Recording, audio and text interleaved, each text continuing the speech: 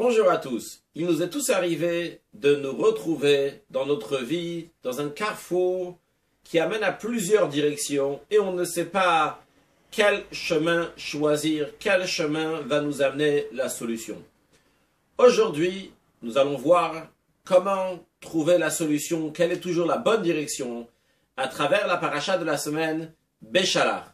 La Torah nous raconte que 7 jours après la sortie d'Égypte, les Juifs se sont retrouvés devant la mer des Jonques, devant la mer Rouge. Et derrière eux, il y avait Pharaon, avec son armée, qui voulait faire du mal au peuple juif. Et le peuple juif s'est divisé en 4 équipes. Une équipe qui a dit, il faut se jeter à la mer, se suicider. Mais l'essentiel, il ne faut jamais repartir en Égypte. Un deuxième groupe, il a dit, il n'y a pas le choix, il faut repartir en Égypte. Un troisième groupe a dit, on va faire la guerre contre les Égyptiens. Et un quatrième groupe, il a dit, rien de tout ça, on va prier à Dieu. Moshe a répondu au peuple juif. Il leur a dit, tenez-vous et regardez la délivrance de Dieu aujourd'hui, car vous ne verrez plus jamais les Égyptiens. Dieu va faire la guerre pour vous et vous restez silencieux. Moshe a répondu aux 4 groupes. Au premier qui voulait se jeter à la mer, il leur a dit, tenez-vous. Ceux qui voulaient repartir en Égypte, il leur a dit, vous ne verrez plus jamais les Égyptiens. Ceux qui voulaient faire la guerre, il a dit, Dieu va faire la guerre. Et ceux qui voulaient prier, il a dit, restez silencieux.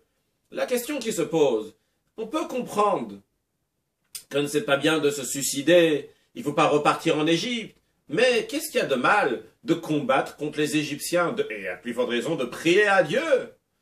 Et pourtant, c'est pas bon tout ça. Qu'est-ce qu'il fallait faire? Dieu a dit à Moshe, parle au peuple juif, Ve'issaou, qu'ils voyagent. Ils ont une destination.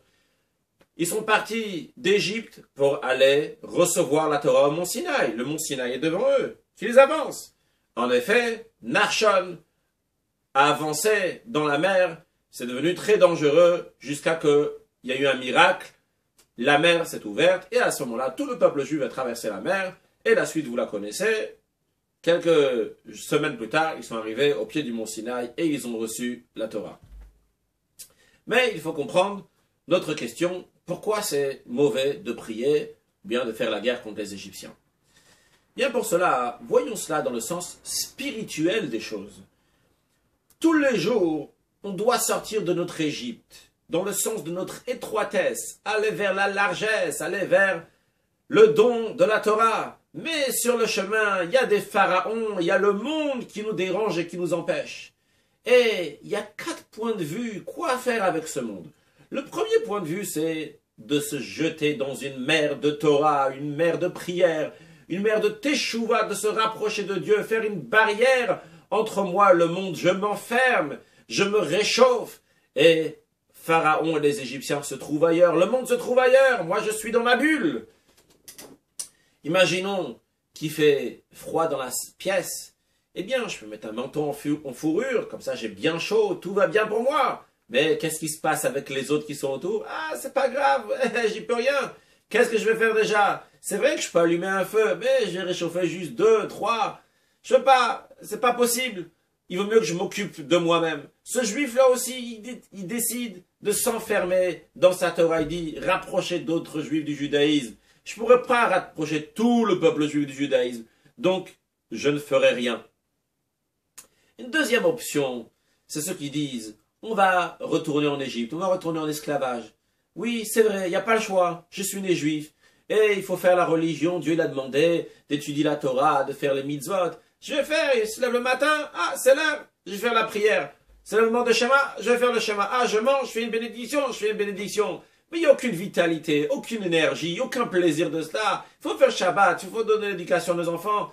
Mais je le fais parce que Dieu l'a dit de faire. Mais je n'ai pas un plaisir de cela, je suis comme un esclave.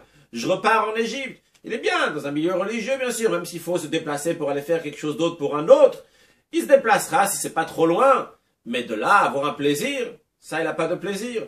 Ou si vous voulez, dans un niveau encore plus bas, quelqu'un qui se dit, ce monde-là, il est tellement fort, ce pharaon, il est tellement fort, que je pourrais jamais faire tout ce qu'il faut comme un juif. Donc je vais baisser la barre, un peu plus bas, je vais faire moins de choses. Ça, c'est repartir en Égypte. Alors qu'en vérité, il faut savoir que le fait de pouvoir accomplir un commandement que Dieu a demandé, c'est un bonheur, c'est un plaisir. On peut se rattacher à Dieu à travers cette chose-là, c'est extraordinaire.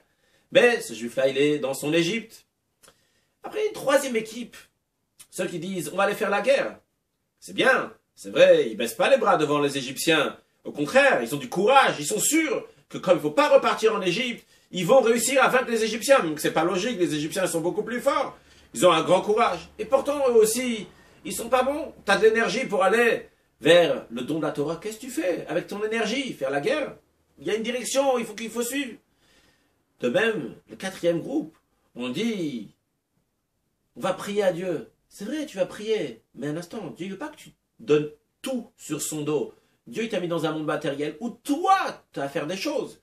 Et tous ces quatre groupes, le point commun qui ne va pas chez eux, c'est que ça vient d'un sentiment même, d'un bon sentiment. Mais finalement, c'est toi qui as décidé de te comporter d'une telle manière dans telle situation. La vérité, c'est quoi? Bien évidemment, ce que Dieu a dit. Il faut voyager. Tu as une destination. On t'a dit, tu sors d'Égypte pour aller recevoir la Torah. Si le mont Sinaï, il est devant toi, bien tu avances devant. Pharaon, il est devant toi. Non, Pharaon, il est derrière toi. Alors de quoi tu te mêles? Qu'est-ce que tu t'occupes? Qu'est-ce que tu prends ton temps pour aller chez Pharaon? Bien évidemment, se jeter à la mer, c'est sûr que non. Il ne faut pas penser à se suicider. Au contraire, tu vas vivre. Ni retourner chez Pharaon, il est derrière toi. Depuis quand tu retournes derrière, à faire la guerre aussi, c'est derrière toi. Et même prier, c'est pas ce qu'on t'a demandé à ce moment-là. Chaque chose, même ces quatre groupes, il y a un moment dans lequel il faut se mettre se baigner dans la Torah, qu'il faut aller faire la guerre contre le Yetzer Hara. Mais en règle générale, une vue globale, comment il faut aller faire le judaïsme? C'est avancer, ve'issaou. Donc quand on se demande quoi faire dans la vie, quelle est la destination, quelle est la direction que je dois prendre, il faut se demander une question.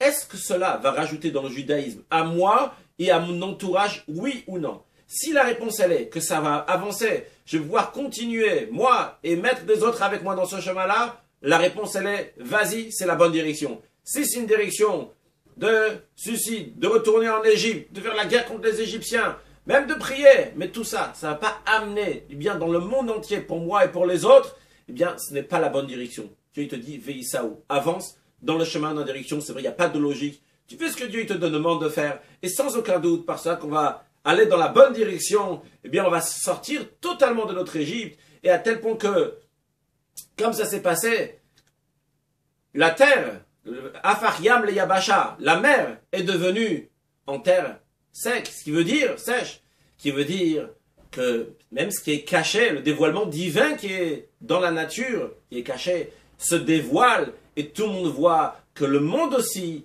il aide à faire la Torah, il aide à faire les commandements de Dieu et cela se révélera encore plus lors de la venue de Mashiach très prochainement. Une excellente journée.